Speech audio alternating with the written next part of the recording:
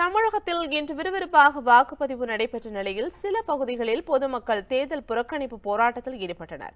நாமக்கல் மாவட்டம் கொல்லிமலையில் தனித்தீவு போன்று உள்ள அரியூர் கஸ்பா கிராமத்தில் வசித்து வரும் மலைவாழ் மக்கள் சுமார் 40 ஆண்டு காலம் தார் சாலை இல்லாமல் அவதிப்பட்டு வருவதாக குற்றம் சாட்டி தேர்தலை புறக்கணிப்பதாக தெரிவித்து போராட்டம் நடத்தினர். இதற்காக தங்கள் வீடுகளில் கருப்பு கொடி ஏற்றி வைத்தனர். அந்த ஊருக்கு செல்லும் மண் சாலையில் மழைக்காலங்களில் கடும் அவதிக்கு ஆளாவதாக பொதுமக்களின் குற்றச்சாட்டாகவும் உள்ளது.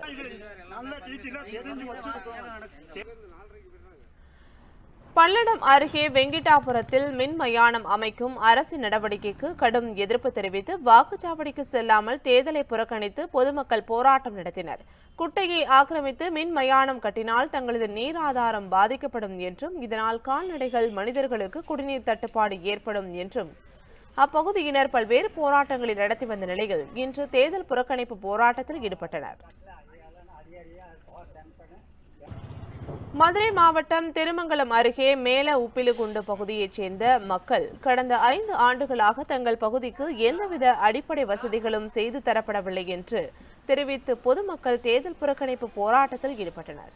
காவல்துறையினர் அப்பகுதி மக்களிடையே சமாதான பேச்சுவார்த்தை நடத்தி வாக்களிக்க அழைத்தனர். அப்போது பொதுமக்களுக்கும் காவல்துறையினருக்கும் இடையே வாக்குவாதம் ஏற்பட்டது.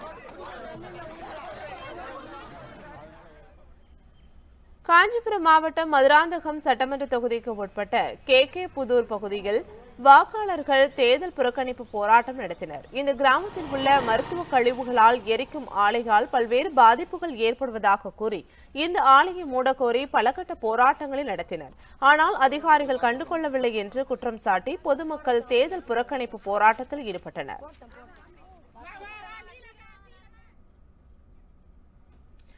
ஈரோடு, சேலம் உள்ளிட்ட மாவட்டங்களில் வாக்களிப்பின் போது முதியவர்கள் 5 பேர் மயங்கி விழுந்து உயிரிழந்த சம்பவம் சோகத்தை உருவாக்கியுள்ளது.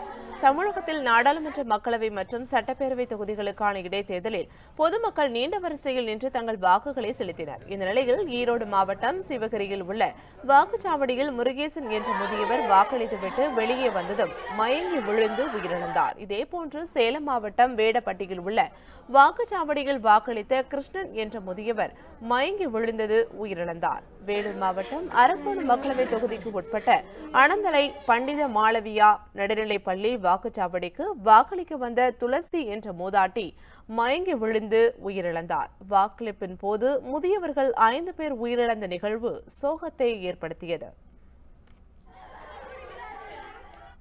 உண்மை செய்திகளை உங்கள் கண்முன் கொண்டு வரும் காவிரி நியூஸின் யூடியூப் சேனலை சப்ஸ்கிரைப் செய்யுங்கள். நொடிக்கு நொடி நாட்டு நடப்புகளை தெரிந்து கொள்ள காவிரி நியூஸ்.tv, Facebook, Instagram, Twitter போன்ற சமூக வலைதள பக்கங்களோடு எப்போதும் இணைந்திருங்கள்.